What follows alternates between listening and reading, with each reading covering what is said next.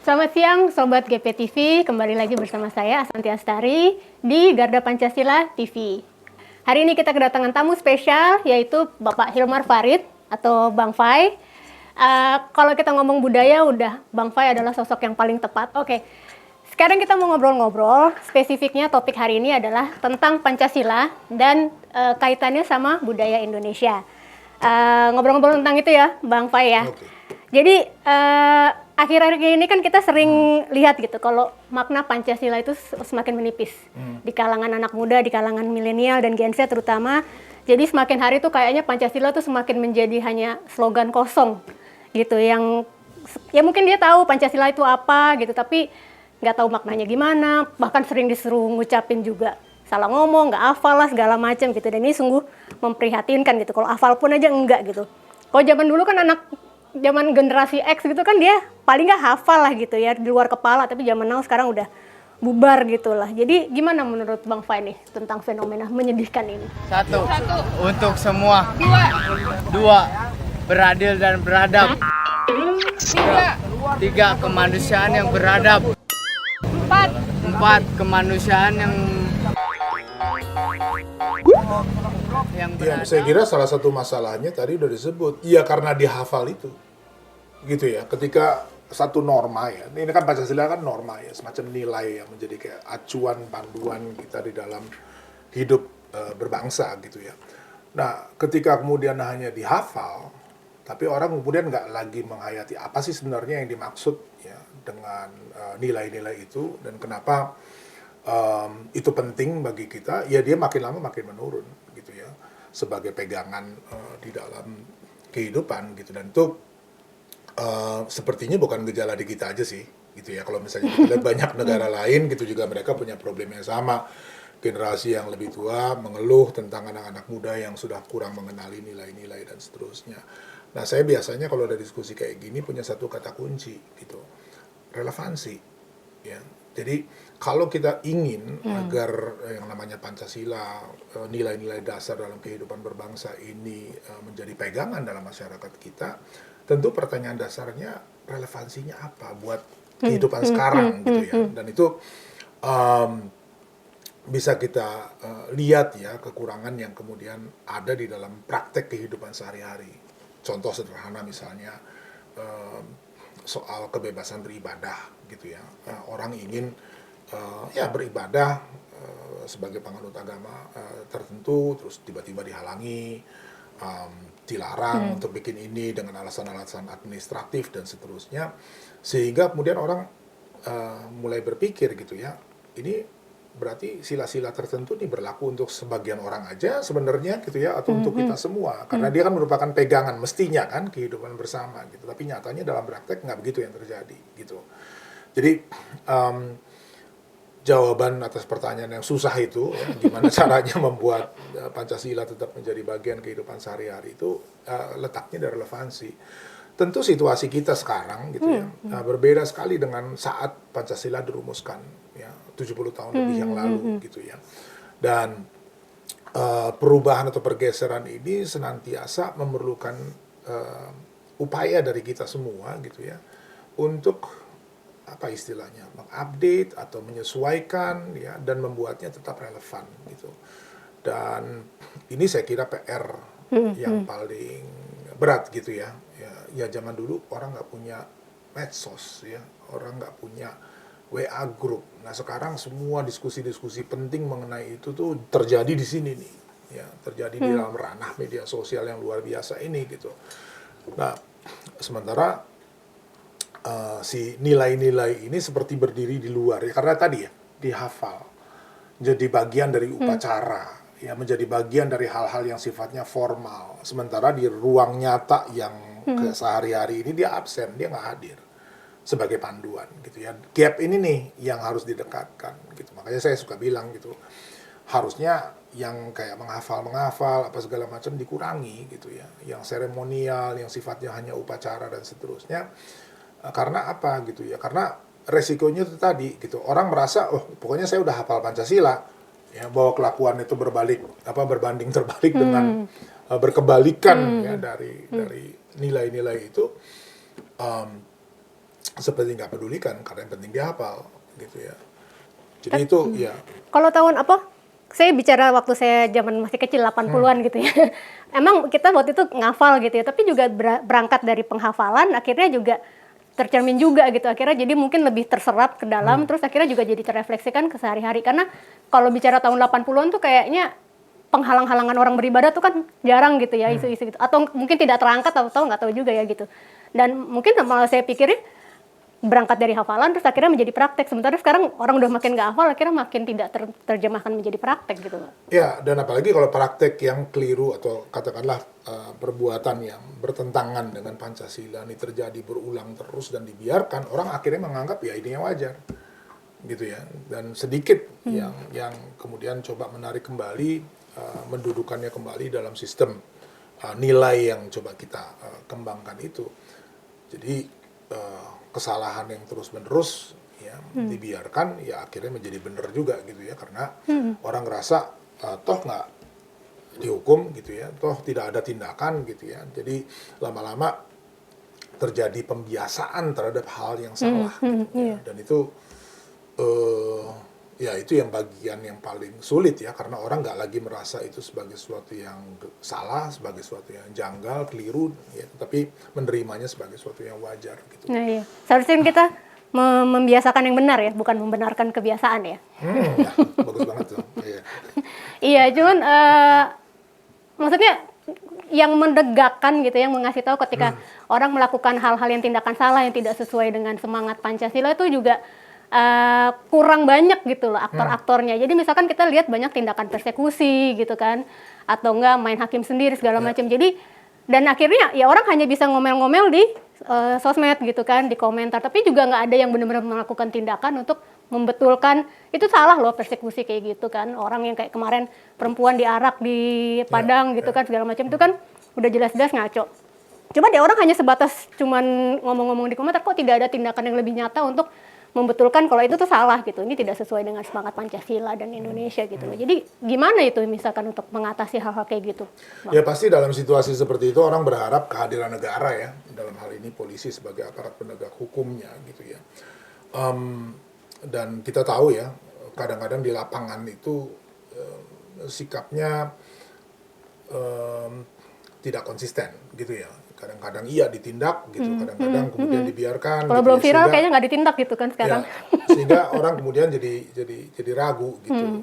Bukan hanya ragu terhadap apakah aparat penegak hukum akan turun, tapi ragu terhadap apa sih sebenarnya aturannya gitu. Sebenarnya boleh apa enggak sih kayak begini gitu ya. Ada dan akhirnya yang terjadi dalam kenyataan di lapangan adalah tunduk kepada suara yang paling keras. Nah, dan itu ya tentu bermasalah dalam kehidupan berbangsa gitu ya. Karena kalau basisnya adalah suara yang paling keras bisa menentukan apa saja aturan yang berlaku itu ya Siapa yang dominan gitu ya, Bang ya. Akhirnya begitu ya, kita bicara siapa yang dominan. Padahal kalau misalnya sekarang ini lihat kasus-kasus yang terjadi kan boleh juga kita tanya, apakah itu merepresentasi sikap keseluruhan masyarakat atau sebenarnya sebagian saja. Tapi karena dia bersuara keras, yang orang lain diam, ya, yang menjadi mayoritas ini umumnya diam, gitu ya, sehingga yang kecil ini tapi bersuara lantang seolah merepresentasi keseluruhan, gitu. Dan itu terjadi. Dan lagi ya, ini bukan sesuatu yang unik di Indonesia, gitu. Banyak negara lain juga terjadi hal serupa. Kadang-kadang minoritas jadi korban, kalau kita yang mayoritas di sini berada di posisi minoritas tempat lain juga menjadi korban. Jadi nggak ada urusannya menurut saya gitu ya dengan keyakinan, agama, ideologi politik dan segala macam gitu. Kata kuncinya di sini power gitu, ya kekuasaan gitu. Orang ingin menguasai, ingin mengatur orang lain gitu agar sama seperti dia atau paling tidak mengikuti kehendaknya dia gitu. Dan selama itu ada gitu ya, soal-soal seperti ini akan muncul terus gitu. Nah, cara yang paling efektif ya tentu tadi gitu ya. Menggerakkan yang mayoritas gitu supaya lebih vokal gitu ya. Iya, dan hukumnya kemudian bisa ditegakkan karena adanya dukungan publik ini. Sekarang kan nggak juga. Gitu ya. Terus buat apa sih insentifnya? Katakanlah misalnya jadi polisi gitu ya. Terus lihat keramaian kayak begitu gitu, dia outnumbered gitu di sana 500 orang, dia cuma berlima gitu. Apa insentifnya dia untuk kemudian turun? Oke, sini semuanya harus berhenti dan seterusnya. Betul. Gitu ya. Tapi kalau dia tahu bahwa ada publik yang mendukung dia, langkah-langkahnya dan mendapat bukan hanya apresiasi tapi dukungan yang sifatnya nyata, ceritanya akan berbeda. Gitu. Jadi ini yang saya kira perlu ditumbuhkan ya. Jadi kalau kita bicara misalnya kayak penting banget nih toleransi dan segala macam, jangan cuma menenggang orang yang berbeda gitu, tapi memperjuangkan agar perbedaan itu diterima oleh kita semua ini gitu. Itu tugas yang saya kira melekat ya pada setiap orang Indonesia gitu ya, semestinya gitu. Dia betul-betul memperjuangkan perbedaan itu diterima ya sebagai karakteristiknya masyarakat kita gitu ya, sehingga ketika ada upaya gitu ya untuk menindas perbedaan, langsung terasa gimana ya gitu, auranya tuh, atmosfernya dibikin sedemikian rupa, ngapain sih lo gitu ya, apa sih nih gitu, kok begitu ya. Dengan menggerakkan yang mayoritas itu. Betul gitu ya, paling tidak ya tentunya dengan berbagai macam cara gitu ya, lewat pendidikan, lewat banyak sekali sarana ya, untuk membawa semangat seperti ini tumbuh di dalam masyarakat gitu.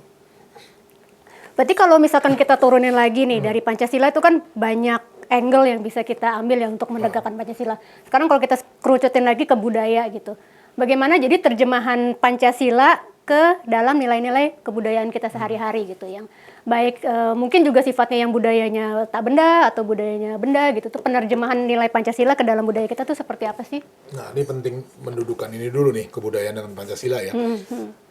Bung Karno kan bilang bahwa saya tidak menciptakan Pancasila, saya menggali Pancasila dari kenyataan hidup kita ini. Gitu. Jadi praktis sebetulnya kalau bicara tentang budaya Indonesia, dengan sendirinya dia adalah nilai dasar dari apa yang kemudian dirumuskan sebagai Pancasila gitu. Nah ini kadang-kadang orang lupa gitu. Kenapa? Dianggapnya semacam rumusan aja gitu ya, dibaca 1 sampai 5 gitu ya. Padahal enggak gitu, dia harus paham betul dari mana sih datangnya. Dan enggak ada, menurut saya ya, gitu, tempat yang lebih baik daripada pidato 1 Juni 1945 untuk memahami konteks sejarah. Kenapa? Malam itu aku menggali di dalam ingatanku, menggali di dalam ciptaku, menggali di dalam khayalku, apa yang terpendam di dalam bumi Indonesia ini, agar supaya sebagai hasil dari penggalian itu dapat dipakainya sebagai dasar daripada negara Indonesia merdeka yang akan datang. Sudah terbukti bahwa Pancasila yang saya gali dan saya persembahkan kepada rakyat Indonesia, bahwa Pancasila itu adalah benar-benar satu dasar yang dinamis, satu dasar yang benar-benar dapat menghimpun segenap tenaga rakyat Indonesia, satu dasar yang benar-benar bisa mempersatukan rakyat Indonesia itu untuk bukan saja mencetuskan revolusi, tetapi juga mengakhiri revolusi ini dengan hasil yang baik. 1945 untuk memahami konteks sejarah kenapa dia bisa sampai muncul rumusan itu gitu ya. Dan di situ jelas gitu kenapa sih ketuhanan yang Maha Esa sebagai prinsip ya, dia tahu masyarakat Indonesia religius ya, hidup dalam lapis-lapis peradaban yang datang silih berganti, India, Cina, Arab, Eropa dan seterusnya, itu membawa keyakinan yang berbeda-beda dan membuat masyarakat kita ini sangat beragam tapi punya keyakinan yang kuat gitu akan adanya kekuatan yang lebih tinggi ya. Dan itu yang membuat rumusan ketuhanan yang bisa muncul misalnya gitu ya. Soal keadilan sosial sudah menjadi fitrahnya negeri atau masyarakat yang pernah dijajah gitu ya, untuk meniadakan penjajahan itu kan. Pembukaan Undang-Undang Dasar 45 kan begitu bunyinya ya. Jadi semua nilai-nilai dasar ini kalau dipahami gitu, kita akan lihat dia bertolak dari pengalaman sejarah dan budaya yang sangat konkret dari Indonesia ini gitu ya. Nah, sekarang bertanya kita kan, terus gimana nih untuk menghidupkan segala macam? Ya balik aja ke prinsip prinsip historisnya ini gitu ya. Pada akar sejarahnya, pada akar kulturalnya, dan kita akan ketemu gitu ya di sana praktek-praktek gitu ya yang bisa membantu kita membuat Pancasila relevan hari ini. Contoh misalnya pembangunan infrastruktur sejak 2014 luar biasa ya, Pak Presiden. Secara umum ya, bukan cuma budaya maksudnya ya? Ya, secara umum, Ya, umum. oke. Ya. Nah, di sini saya pengen kasih lihat gitu ya. Dia melakukan apa? Ya, pembangunan jalan raya dan segala macam. Yang terjadi apa? Konektivitas. Oke, orang kemudian bisa mengakses tempat menjadi lebih mudah apa segala macam. Kalau di Pancasila dibunyikan di mana itu adanya? Ya. Jelas keadilan sosial. Ya, orang yang tadinya tidak punya kesempatan gitu ya untuk mengakses tempat-tempat lain karena biaya mahal dan segala macam, dengan tersedianya infrastruktur tiba-tiba memiliki kesempatan yang kurang lebih sama seperti yang lain ya. Persatuan Indonesia jelas gitu ya. Dulunya daerah-daerah yang tidak terhubung sama sekali, ada banyak orang di kawasan timur Indonesia nggak pernah ke bagian barat dan sebaliknya gitu ya. Dan dari situ ya susah kalau misalnya kemudian kita mengharapkan ya munculnya rasa persatuan dan segala macam, basisnya aja nggak ada. Ya, pembangunan infrastruktur telekomunikasi dalam 10 tahun terakhir sama, ya mengalami peningkatan yang luar biasa besar gitu ya. Dan ini harusnya gitu ya, kalau berbicara tadi ya bagaimana menanamkan nilai Pancasila masuk di dalam perkembangan teknologi dan segala macam itu ya. Jadi lewat infrastruktur itu supaya terkoneksi sehingga jadi penyebaran nilai-nilai Pancasilanya. Betul. Dan Konkret aja misalnya sekarang jaringan telekomunikasi gitu. Ketika dia terhubung dan segala macam, yang ngisi siapa? Ya. Dan apa isinya? Kita lihat aja gitu ya. Yang isi adalah platform-platform besar, global, internasional bahkan gitu ya. Terus dia membawa segala macam algoritmanya, membawa kebiasaan-kebiasaan baru yang nggak tumbuh dari dalam.